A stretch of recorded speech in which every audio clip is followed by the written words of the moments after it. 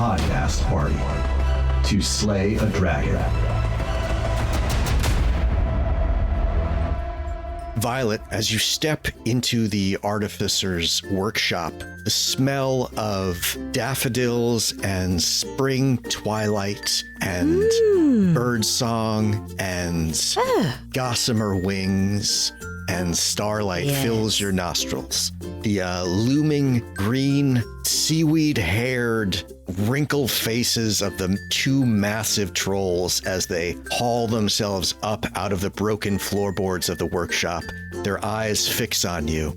The lead one extends his hand towards you and then curls his fingers in a friendly, beckoning gesture, and he says, "That's it, child. Come to us. Come meet your new friends. Snowtoo and I are anxious to get to know you." The smaller troll says, "Yes, we love children." "Oh, she's not a child. She's a gnome. An adorable little gnome." Yes, I forgive you.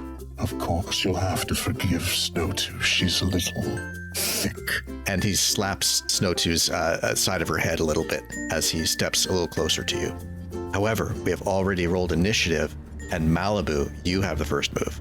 You're a little bit behind the party. Yeah, Maliboo knows what's happening. He hears those voices. He knows. He hears the floorboards.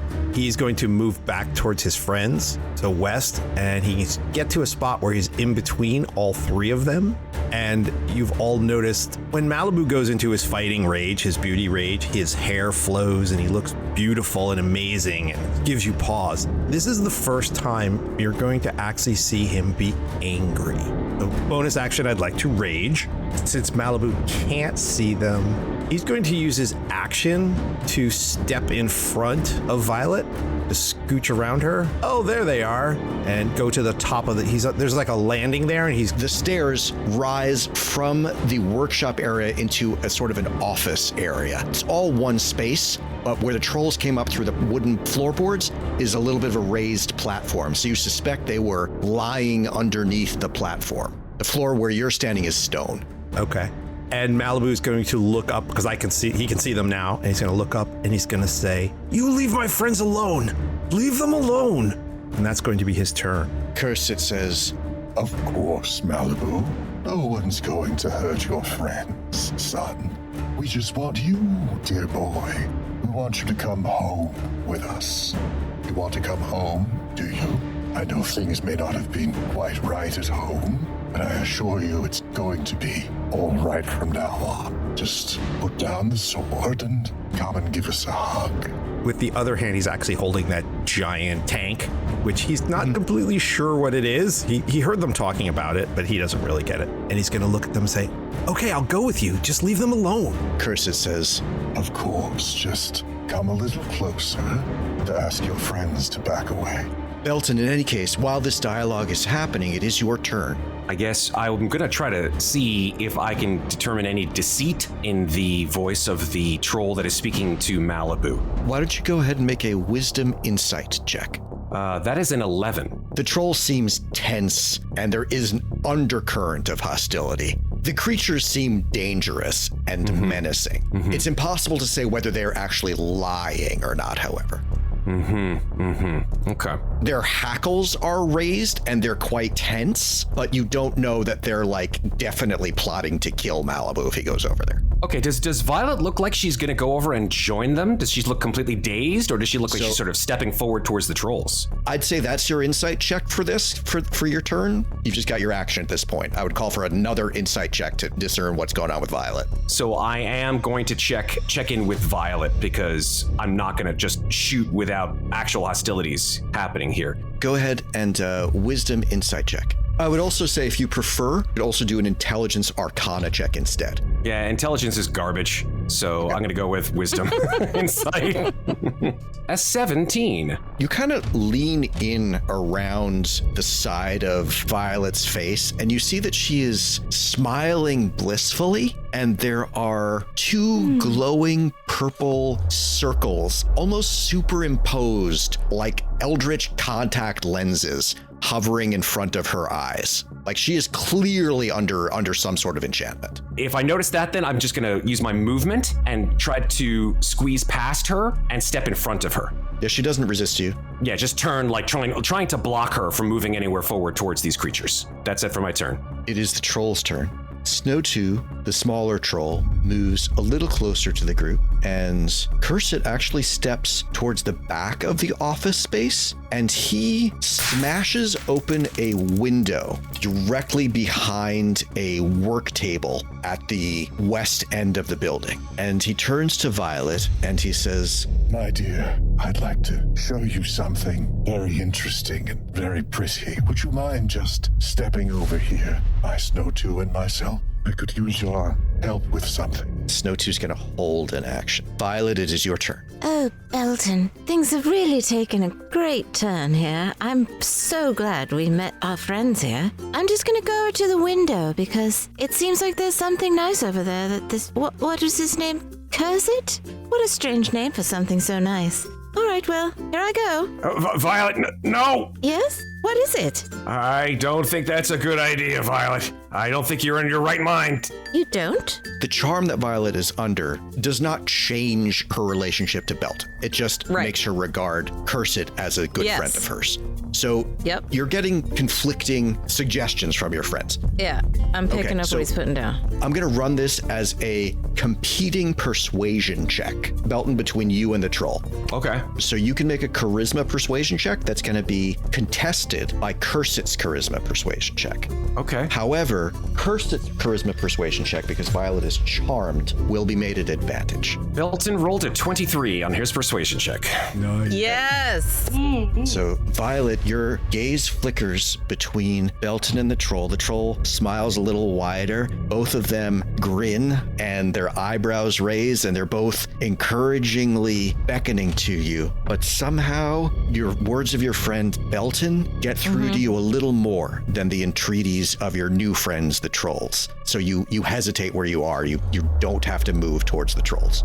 I don't, because I see Belton, I see the sincerity in his eyes, and then I use an ability I have called Philosophic Mind and suspend an enchantment spell I'm under for 1 round as my logic overrides the spell's effects. Nice. Amazing. However, it comes back after this round if the effect isn't dispelled. Okay, so you see those purple lights in front of Violet's eyes, Belton, flicker and vanish, and Cursit draws back his head in surprise, and Snow 2 says, Just come over here! Just come over here, you little bitch! Oh my god!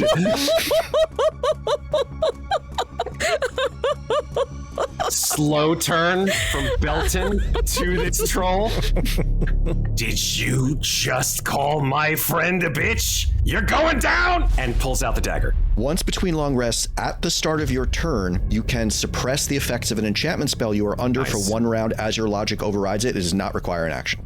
Nice. Great. You only get it once per long rest, and it only suppresses it for this round. Great. Okay, so it's not an action, so I'm going to take an action. I've got you, Belton, don't worry. And I'm going to shoot Cursit with magic missile at 2nd level. Nice. So they will unerringly all hit. Okay, so that's 12 force damage. Nice. Okay, so the missiles pass between Belton and Maliboo, past the junk and detritus piled high in the old artificer's workshop, and strike Cursit in the face. He screeches and claws at the wound as all 4 missiles thud into his face. Anything else, Violet? That's a bitch for you. And that's it. I'm gonna back up 5 feet so I clear the doorway, and I can always come back. So I'm gonna back up 5 feet out of the doorway, and that is my turn. Vyswava, it is your turn. So Vyswava has heard all of this go down and has seen Violet rush out of the doorway. So she's going to head into the room past Belton. And the first thing I would like to do is make an investigation check to see if I can spot my ancestral mace either visible in this room or on the person of these two trolls. That is fair enough, but I will warn you that would be your action. So I would like to use my max movement to get out in front of Maliboo and position myself between Maliboo and these big old trolls. And then I will use that check. Well, great use of my turn. I have rolled a 6. I see a room. You're looking, unfortunately, at a visually complex space. Yeah. There are a lot of gears, broken pieces of equipment, shiny gems, boxes of toys, kind of half constructed. Several boxes on the work table directly in front of you, Vyswava, that look like wrapped presents, like multicolored packages with ribbons and bows. Okay. You scan as quickly as you can. Given the situation, you don't see your mace. Well, tough times for Vyswava. Maliboo, we are back to you. You're trying to take my friend. And he's going to step forward about 5 feet. He's blocking the stairs with Vyswava, and he's going to throw that canister, which he's not completely sure what it is, at Curzit. I'm going to call that a strength athletics check, Maliboo. Great. I am raging, so I get advantage. That would be a 22. You throw the barrel of compressed oxygen with great force, and Curzit clearly does not know what it is, but he sees a large metal object coming at him, so he throws up his hands in front of himself to block it, and the next thing that happens is there is a massive fiery explosion. Oh my god. Oh my god. You may be in it. Okay. It's a good news, bad news situation. Yeah. Yep. Yeah. I need both Maliboo and Vyswava to make dexterity saving throws. Maliboo has danger sense, so once he throws it, he's like, uh-oh, I don't think this is a good idea. But he will have advantage. Ooh, Maliboo got a dirty 20. I got a regular type. You have both succeeded. Yes. We love that. A lot of rolling. Yeah. Maliboo and Vyswava, you each take 10 points of fire damage as a massive explosion rocks the workshop. You hear both of the trolls howl in pain. You actually have a momentary vision from your perspective of Curzit getting his arms up and the barrel rebounding off of him and then smashing into Snow 2, and that's when it explodes. Nice. So Snow 2 actually takes the brunt of that. Classic Curzit, you know? There are a few seconds of complete silence in your ears, Vyswava and Maliboo, and smoke, and then a high-pitched ringing, and then muffled sounds which crystallize into bellows and screams of pain. The smoke starts to clear, and you have a sense of two massive trolls frantically patting their bodies to extinguish multiple sources of flame that have engulfed them. There are now multiple spaces in the workshop that are in flames. Okay. Oh boy. Ay. Okay. That's great, actually, because then they would have to walk through fire to get to you. Yeah, unless they try to jump out the window and run away. All right. Anything else, Maliboo? I still have movement. Maliboo's going to sneak through the fire and get right up next to Snow 2 and leave a little space, hopefully, where Vyswava will follow him. That's my turn. And Belton? Shaking the ringing out of his ears, Belton sort of looks through the haze of smoke and sees these trolls on fire, and then watches as Maliboo dusts himself off and then runs towards these trolls. He's like, holy shit, that guy's a regular hero. And he just runs down the stairs, taps Vyswava on the shoulder and says, let's get him. And then jumps between the blaze of fire to his left and to his right, and then moves just a little bit to the northwest, where he's basically backed up against the wall, and will stab Snow 2. However high he can stab this troll, he will try. Your head is sort of level with upper thigh. Perfect. Going right for the meaty section. And this, of course, is with the finger. Got it. Give him the finger. That, unfortunately, is a 9, and I didn't roll a 2, so I can't re-roll it. She sees you and slaps your arm away as you thrust the dagger dagger at her. Anything else, Belton? I curse under my breath, and then with my bonus action, there's no way I can sort of hide under all these gears on the table, I assume. She sees you right there. She sees me right there? Yeah. Damn it. Yeah, there's no way I can. Maybe. No, not at all. Nice try, Matt. No, not at all. I can't do anything about it. I'm done. It is their turn. Cursit says, You're coming home. Coming home. he reaches out one long arm. He's going to put his arm through the flames in front of him. So he's going to take some fire damage. He shrieks in pain. He does have a 10-foot reach. He reaches out his long arm and tries to grab Maliboo with it. So Maliboo, we're going to make contested athletics checks because he's trying to grapple you. As before, I'm raging, so I have advantage. Yep.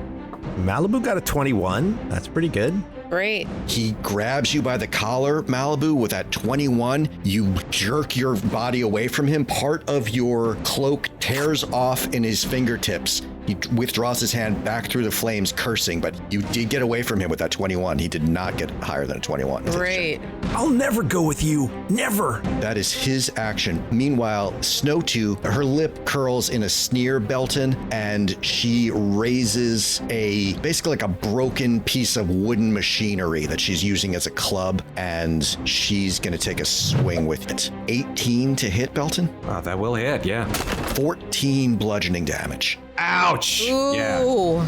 And she leans down, her jaws open wider than your head, Belton, and then you see them closing on you. That is also going to hit, so she's going to take a bite out of you, Belton. Oof, that is another 12 piercing damage from the bite. Oh my god. I am down to 5 hit points. Violet, it is your turn. Those blue specks reappear in front of your eyes. Oh no. All right, I'm gonna come back into the room and say, What's going on in here? Why would you do that to my friend Belton? Aren't we all friends here? I thought I was going with you. Why is everything on fire? You've got an interesting idea of what a friend is, little person. Yes, well, they smell amazing, first of all. And they're very nice. They said there's a really nice place we can all go. I'm just ready to go. I think I'm gonna spend my turn trying to get everyone to get along. That's what I would do. I just feel like there's no need to be biting my friend Belton. We're all friends here.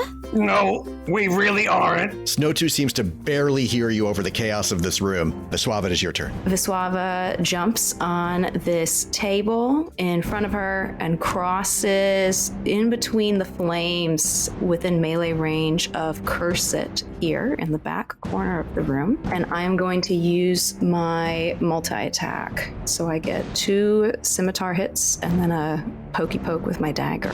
Great, so that is a 20 to hit for my 20 first. totally hits. You walk between 2 columns of flame. He's turning to face you, but he is slow. And before he's able to prepare, you slash his open palm. He screams and grabs the wound. He will take 7 slashing damage. Great. And while he's hopefully distracted from that first attack, I'm going to try again with the scimitar. That's a 25 to hit. Ooh, Yes. that's a natural 20. That's a crit. Spicy. It's a spicy one. That is a crit. So in Level Up A5E, you just completely double everything with a crit. Your 7 damage on that attack becomes 14 damage. Yes. Nice. So as he's nursing the wound to the hand, he lowers his face enough to sort of peer at the wound at his hand, and you slash him right in the face with the second shot. So I'm now eye to eye, I would imagine, with Yes. Cursit, and I lock eyes with him. You've given him a scar from his forehead down to his jaw. Love that. So I lock eyes with him, and I say, "Where is my mace? Tell me where it is, and we can end this." But before he can answer me on this turn, I'd also like to really drive home that point with a hit from my dagger. Oh my god. Wow. This is going great. frankly. Yes. Yeah. Don't There we jinx go. us. There we go. Don't jinx us. We love it. What'd you get? So it is a 20 to hit. The 20 definitely hits. He says, Your mace? and you stab him in the jaw for another 5 piercing damage. Anything else, Vyswava? Can I use my dwarven toughness here as a bonus action? I get temporary hit points equal to 1d10 plus 3 that last Absolutely. for a minute. I Yep. would imagine I will want those. Awesome. Okay, so that's a 4 plus 3 would be, so I get 7 temporary hit points for the next. Great. Great. So effectively, you'll have them for the rest of this fight. That's delightful. Okay. And that'll be my turn. Maliboo. Maliboo is standing right in front of Snowtooth, and he's going to hopefully hit her with his Dragonbane longsword. That's a 25.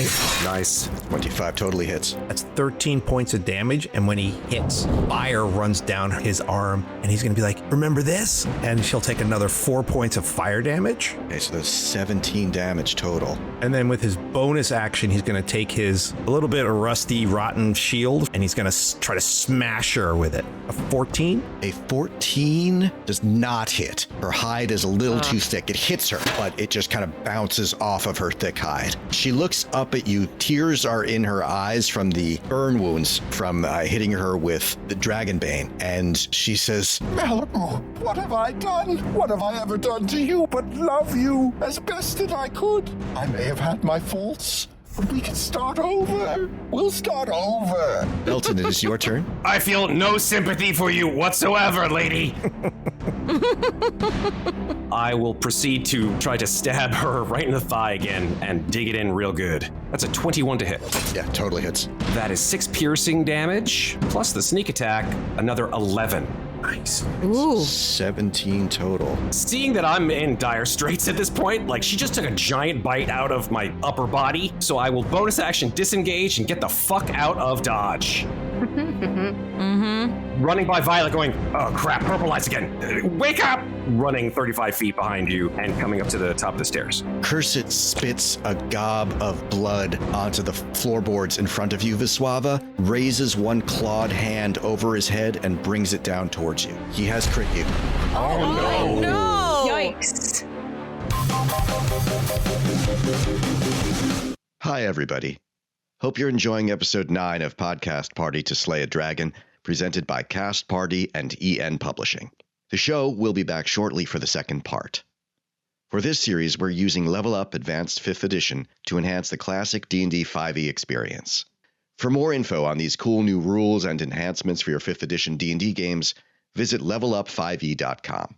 You can also purchase this adventure as part of Level Up A5E's awesome new release, To Save a Kingdom, available in both hardcover and PDF formats.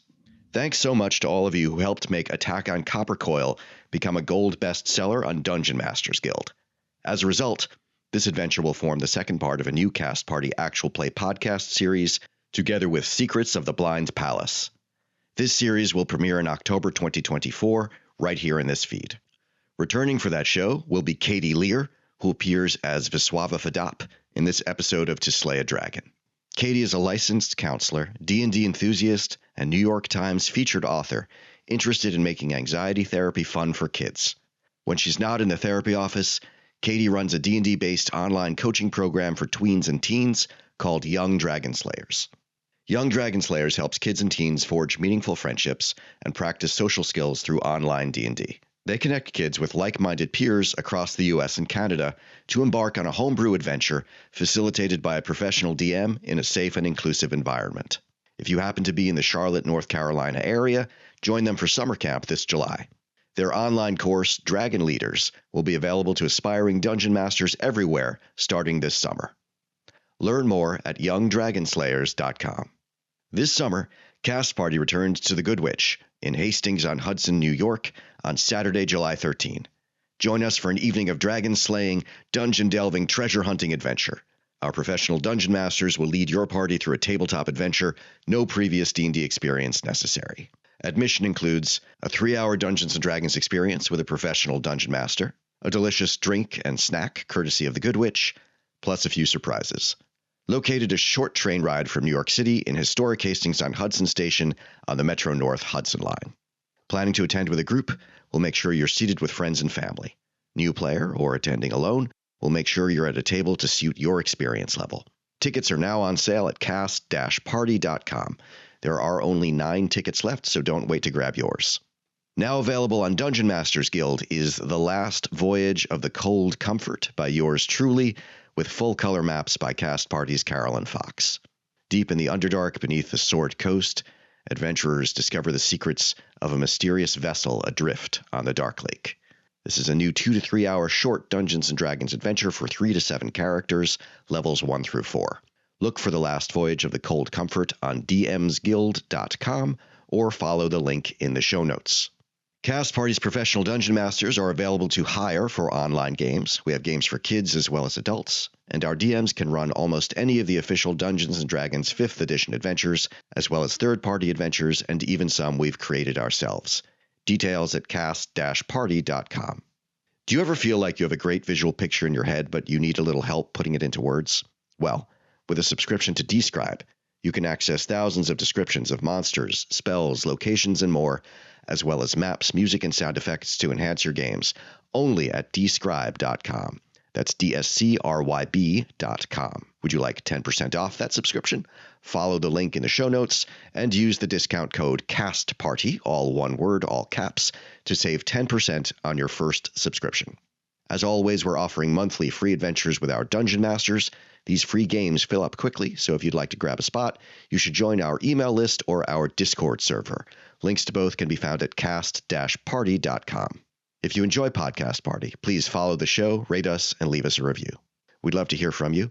Message us on social media or email us at info@cast-party.com. Follow us on Facebook at CastPartyDND, on Twitter at CastParty2, on Instagram at Cast_Party, on TikTok at Cast_Party, or on Threads at Cast_Party. Thanks very much for listening, and now back to our adventure in Toymaker Hall. Okay, this could have been a lot worse. All good. It's all good. It's not great, but it could have been a lot worse. The claw rakes you across the face, giving you a scar to match his. That does 16 slashing damage. Ooh. All right. And then leans in like his partner and goes for a bite. Oh, man. That is a 16. So that does not hit. I'm going to use my faerie, which Nice. gives me 2 AC. Yep. So that one doesn't do anything. So that raises your armor class to what? To 17. The 17. Very Okay. nice. So he Very leans into the Great. bite. You jab the dagger between his jaws and hold them open. Ooh. And he jerks his head from side to side to dislodge it, and then grabs at his gums in pain. And yes, you parried his bite. It is Snow 2's turn. She watches Belton flee across the workshop and then reaches for Maliboo. So Maliboo, she's going to try to grapple you, just as Cursit did. So this will be another opposed athletics check. I believe you do have advantage. Yep, Maliboo with advantage because he's raging rolled a 17. 17 is not enough. She reaches towards you, grabs you by both shoulders, and pulls you into her body, grabbing you and holding you in place, Oh, Maliboo. no. And then she looks towards the broken window, and there's Cursit is in the way. I've got him! I've got the boy! It's what she wanted. We can go. We have him. Nothing else matters. And Cursit says, Take him. I'll cover you. but he has used his turn already, so they're stuck where they are for now, but clearly she's intending to try to get out that window behind Cursit as soon as he moves out of her way. Violet, it is your turn. I'm gonna march over to where Snow 2 is holding Maliboo, and I'm gonna say, Wait a minute, I thought you wanted me to go with you. Now you're taking my friend Maliboo. I must say I'm a little disappointed. Besides, you're being rather rough with him. I'm sure he would just come with you. Wouldn't you, Maliboo? I mean, they seem perfectly nice. I really don't understand what's going on here. No, kill her. Snow 2 looks down at you, and she says, Nobody cares for you, you ugly little imp. Oh my god. That's not really a very nice way to speak to your friends. Vyswava, it is your turn. So Vyswava, seeing Maliboo in the hands of Snow 2, is going to throw 2 daggers at Snow 2. Because you are engaged with Cursit, those would be at disadvantage. Is there any way? I guess I would have to disengage from him. Well, or you could step into the fire. Ooh! no. You know what? There's a space north of you which is in flames, but would allow you to engage Snow 2 without disengaging from Cursit. That's tasty. I'm gonna do that. So Vyswava steps into the flames to put herself Oh, man. in Flames range. lick at your legs, Vyswava. You do take 4 points of fire damage. Yeah, but it's badass, so, you know. It is. Great. We love to see Worth it. it. Great. So now that I am in melee range here with Snow 2, I would like to swipe with this scimitar. And ideally, I would like to swipe low in an attempt to kind of hobble her and keep her from getting out of that window. Let's see what we got going on. It's a 23 to hit.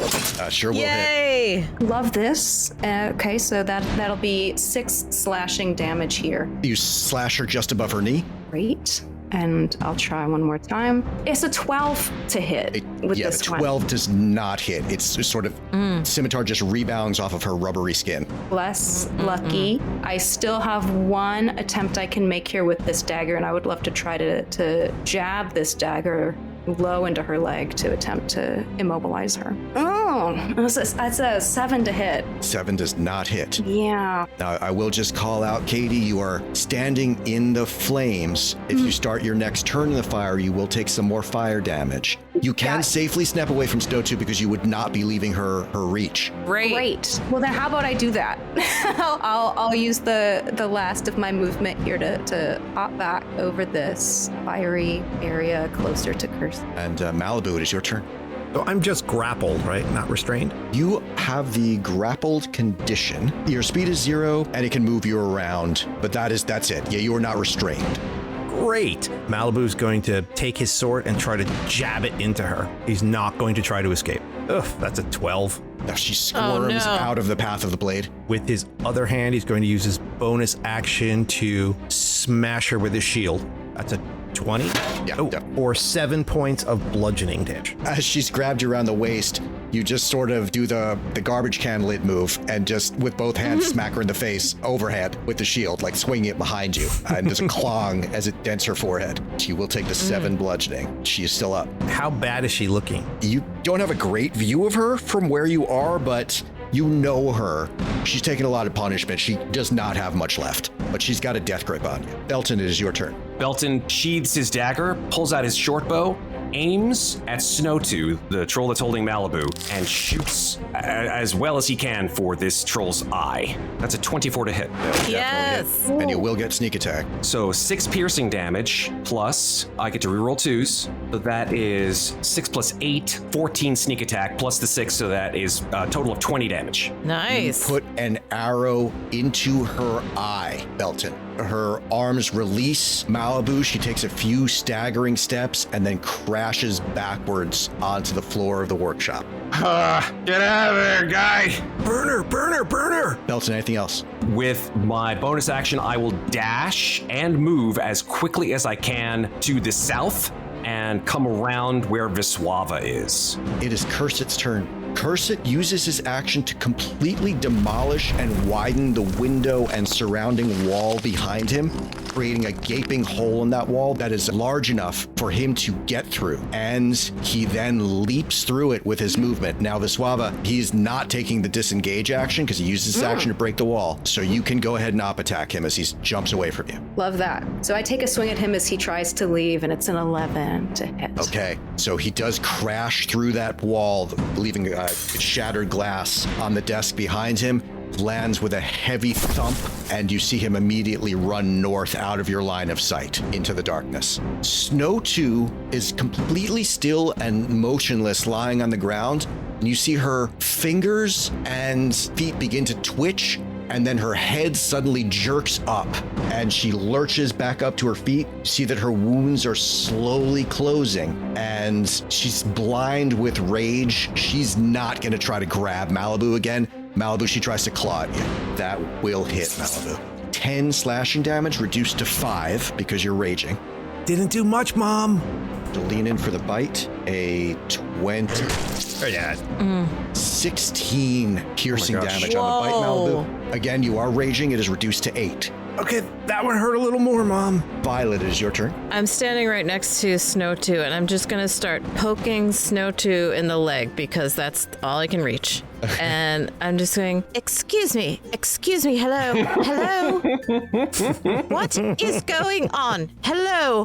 And I'm just going to keep poking incessantly to try to get the attention. Please stop hurting my friends. Hello, please. Please stop this. Please. She gurgles and snarls down at Violet. Vyswava, it is your turn. So Vyswava has heard Maliboo's plea to burn this creature, this twitching creature. She is going to run in between these two flaming points up close to... There's a flaming rope in the corner here. Yep. And can I make an attempt to whip that flaming rope out? Absolutely.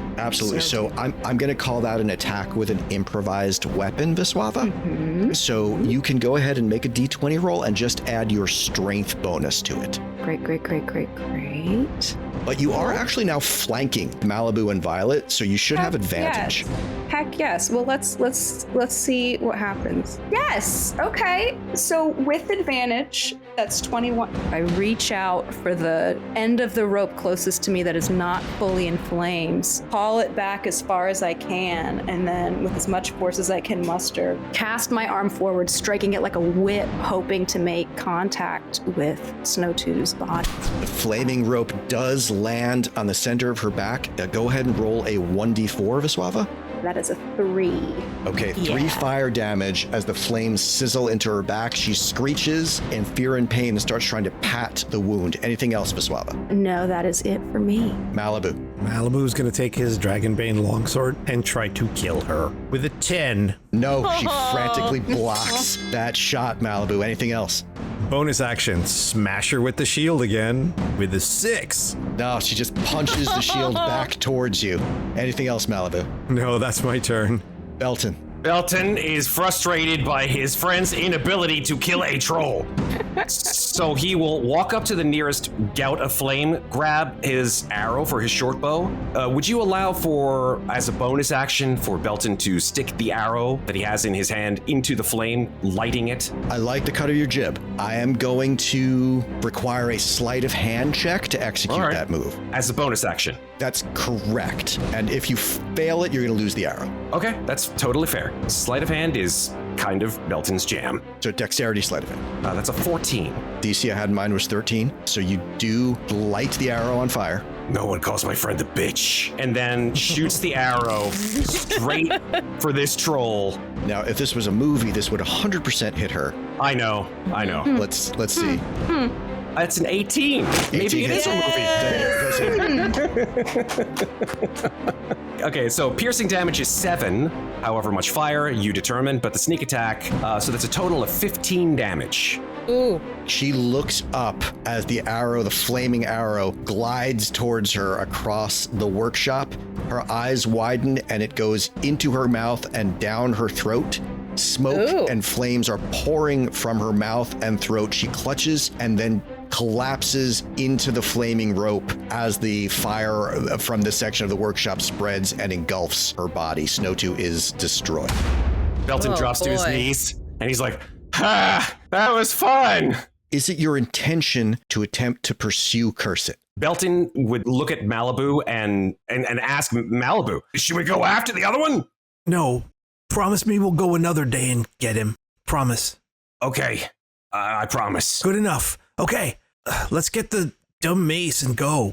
Yeah, Vyswava's eyes are scanning this room. Her eyes are narrowing here as she walks around the body of this troll, hoping to see some sign of the mace in this room. I'm going to say a group wisdom perception check. Yeah. Okay, so I'm no longer charmed. Yeah, another few seconds pass and those luminous purple orbs disappear from Violet's eyes. Maliboo rolled a 20 on his perception check. Belton got a 6. He's tired. Violet got a 4, which makes a lot of sense. Vyswava got an 18.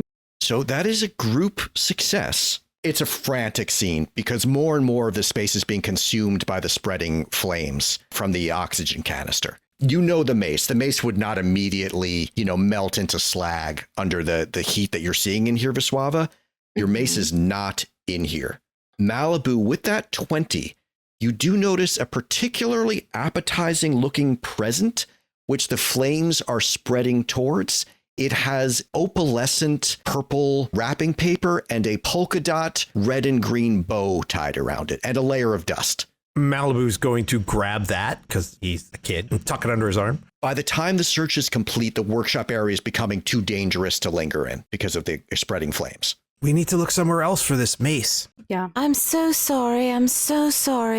That happened to me and I couldn't help. Maliboo, Yep. the hawk glides in the ruined window and scratches and pecks frantically at the desk near the window and then lights back on the windowsill. Maliboo's going to step right on Snowtooth's rotten corpse and go over to the desk and see what the hawk is scratching at. The hawk flutters away a few feet and lights on a tree. You think it's trying to get you to follow it. I think the hawk wants us to go with it. We should go before the floor collapses completely. Come on. Let's go. Maliboo just goes out. Good enough for me. Belton, stay with me for a minute. Let's go out, but just stay by me for a minute, okay? Yeah, sure.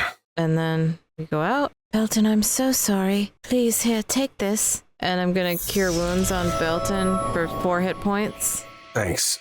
Ow. Watch out for the troll. He might be out here hiding. Just everyone be alert, okay? The hawk that Maliboo rescued during your journey here seems to be leading you back round to the front of the house. All right, he's going this way. Come on. And Maliboo follows the hawk.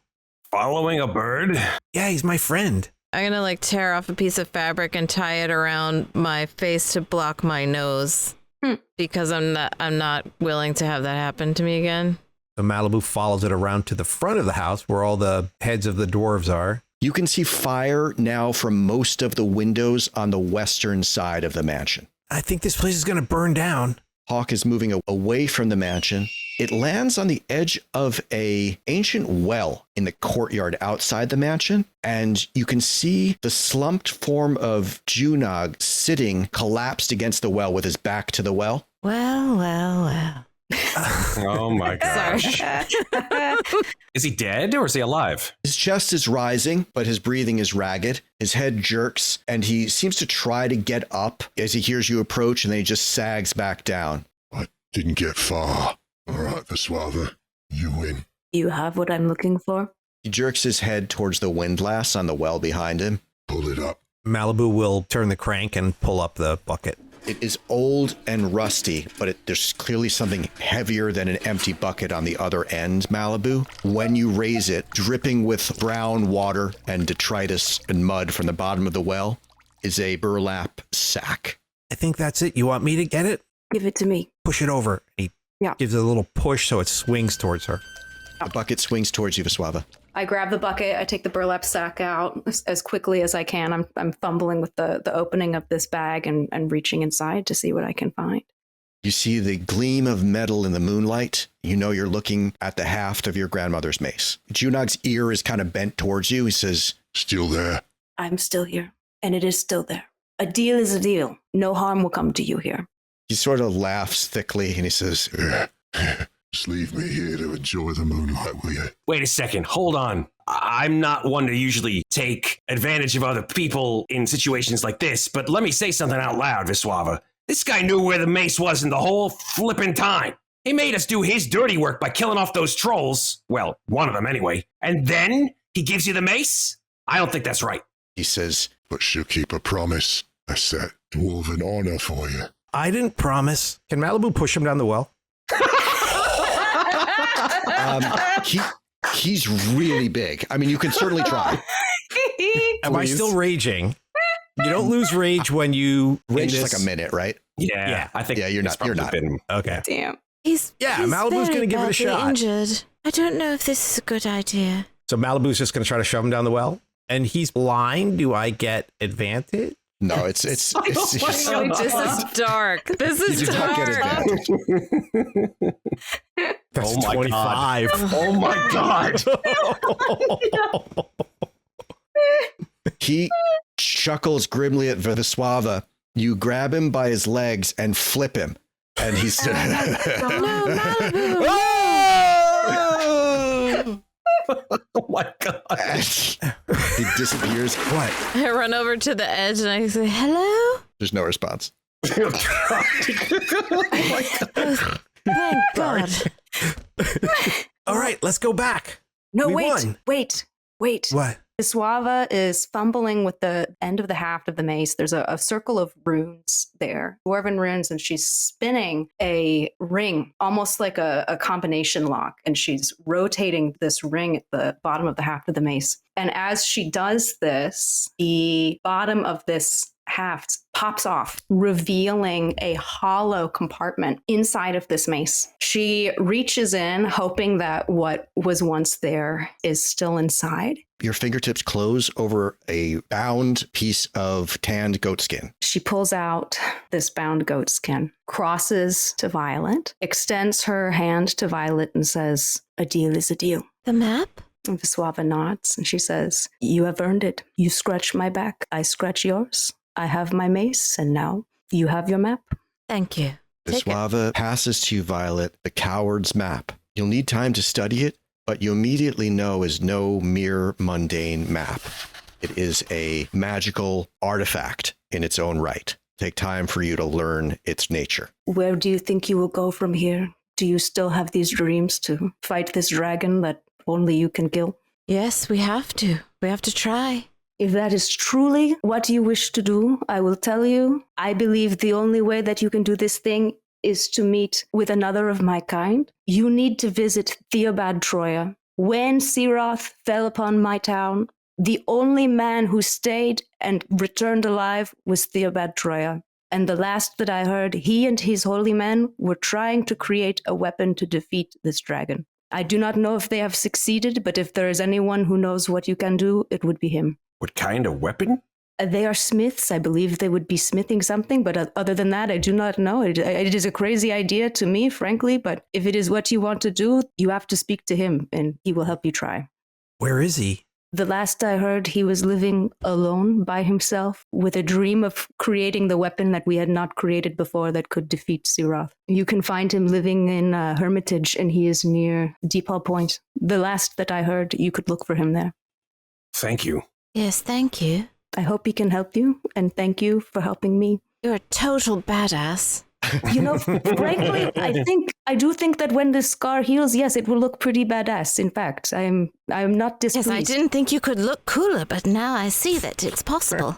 It is pretty cool. It is pretty cool.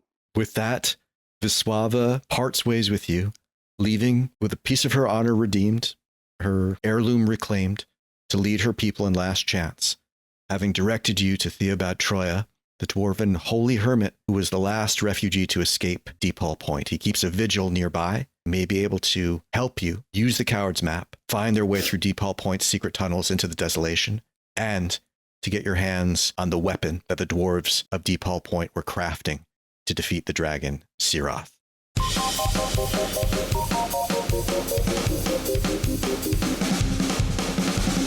Thanks for listening.